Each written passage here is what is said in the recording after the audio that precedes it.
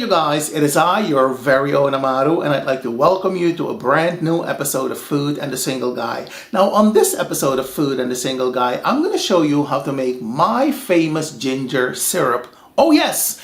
I had a craving for some ginger syrup the other day and I decided to make some. And boo-boo, when I tell you it was beautiful, you've got to believe moo. Yes, and speaking of which, here we have the ginger syrup. Now, when your syrup is all done, you have to pour it into a nice container, a nice bottle, maybe such as this one, to enjoy it afterwards. And let me give it a sniff test.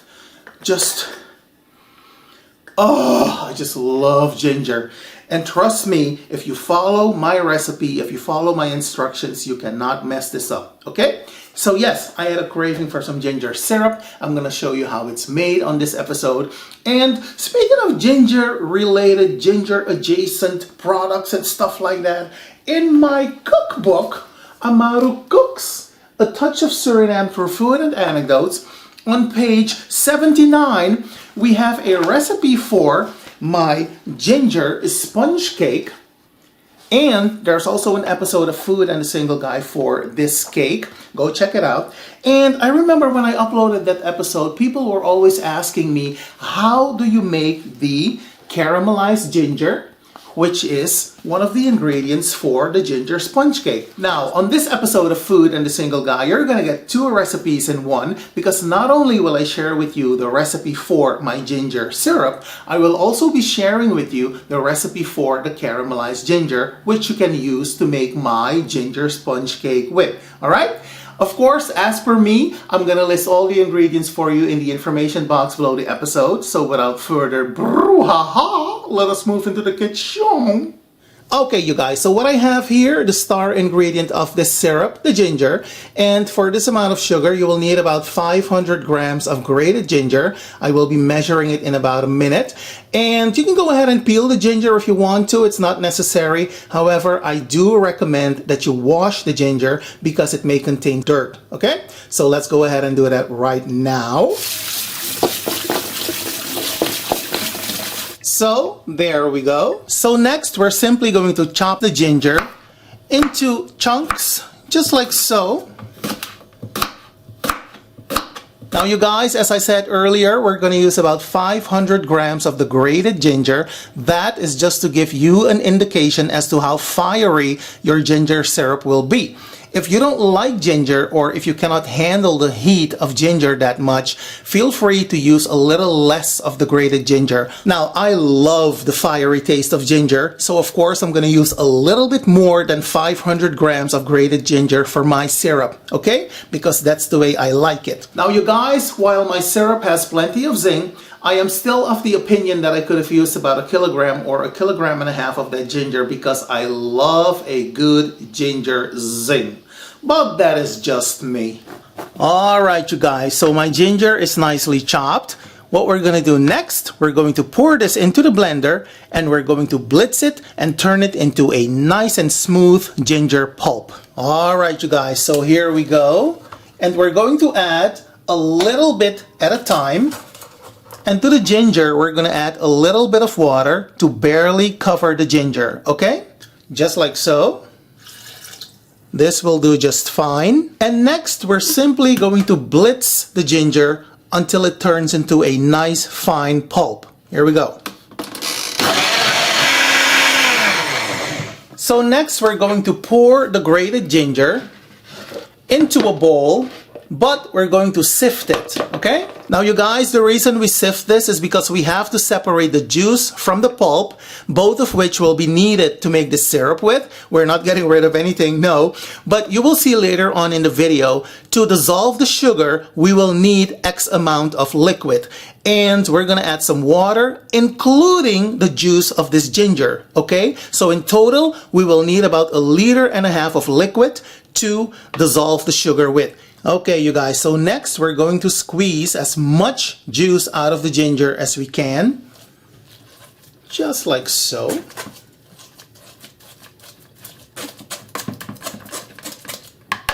All right, you guys, so this is the juice that came out of this amount of ginger, okay? So as I said earlier, we will need about 1.5 liters of liquid to make this syrup with, okay, for this amount of sugar. So what we're gonna do next, we're gonna add some water to this ginger juice, totaling about 1.5 liters of liquid, and in cups, that's about 6 cups of liquid for this amount of sugar. All right, so let me go ahead and do that right now. So there we have it. The jug of my blender, luckily for me, is also a measuring cup. So this right here is 1.5 liters of liquids, about 6 cups. Next, what we're gonna do, we are going to add this to the sugar, bring this to a boil, and I'll show you how to proceed in the next segment. Okay, beautiful people. So what I have here is my sugar. To the sugar, I am now going to add my liquid. All right, just like so. So as we're waiting for this to come to a boil, you want to give this a regular stir. All right. Okay, you guys, so as your sugar comes to a boil, you will notice that there will be some froth at the top. You simply take your slotted spoon and you remove it. Just like so.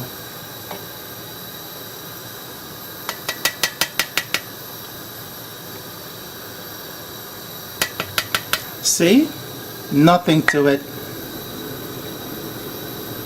So now is the time for you to add the grated ginger.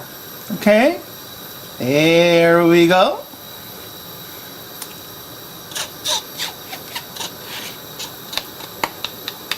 You're simply going to stir the ginger into the sugar and allow to boil for about 7 to 10 minutes. And after that, you will turn down the heat and you will continue to cook the syrup for anywhere between half an hour to 45 minutes. Now you guys, the reason you allow the sugar to cook as long as you do is to make sure that all the moisture that is trapped inside the sugar molecules, you want to make sure that all that moisture is evaporated. If you don't allow the sugar to cook long enough, your sugar is going to sink to the bottom of your bottle, of your container, like this. It's going to generate a layer of sugar, and that is not a good look. That is a clear indication that your sugar has not cooked long enough, and that is why I stress that you allow the sugar to simmer on anywhere between low and medium heat. You allow it to simmer for at least 35 to 45 minutes with an occasional stir. At some point you will see that it will start to reduce and it will start to thicken. That is an indication that you're on the right path. Your syrup is going to turn out beautifully. There will be no sugar collecting at the bottom of your bottle. If you don't allow the sugar to cook long enough, you're going to get that, sugar collecting at the bottom of the bottle situation, and that is not what we want. Okay, you guys, so the syrup is done cooking. We are now going to sift it, just like so.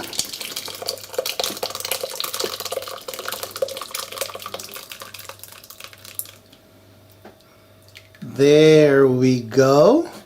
And as we did in the beginning, we're simply going to separate the syrup from the pulp, just like so. And there you have it, you guys, our delicious ginger syrup. It is not done yet because we still have to add the citric acid to it. But next, what we're gonna do, we are simply going to cover the syrup with a towel and we're gonna allow it to cool completely. Okay, you guys, so now that the syrup has cooled completely, we are ready to add the citric acid, and we're gonna start with 1 teaspoon, all right, just like so, and you're going to stir the citric acid into the syrup. Now, the citric acid offsets the sugary taste of the syrup, adding a slight tartness to the syrup. And I find that with this amount of sugar, a maximum of 2 teaspoons will suffice. Don't add too much citric acid because we're not making lemonade.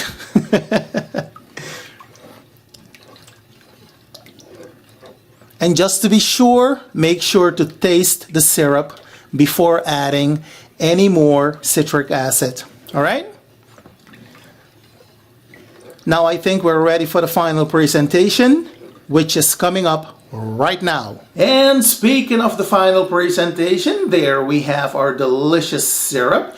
As mentioned earlier, when it's all done, you pour it into a nice little container, a nice bottle of your choice. And how to enjoy your ginger syrup: you simply pour a little bit of the syrup into your glass, you dilute it with some water, you give it a quick stir, you add some ice cubes to it if you so desire, and hey presto, you'll have an exotic little beverage perfect for any table all throughout the year. Now, if you decide to try to make my ginger syrup, or my ginger sponge cake for that matter, or if you decide to pick up your copy of my cookbook, AMARU Cooks: A Touch of Suriname Through Food and Anecdotes, or possibly the official 2025 Food and a Single Guy wall calendar, drop me a line and tell me all about it, because I'm always interested in hearing from you, all right? In the meantime, allow me to wish you a happy day. You all be well. Take care. Thank you for watching. And until we meet again, my friends, have a good one, and I'll talk to you later. Bye.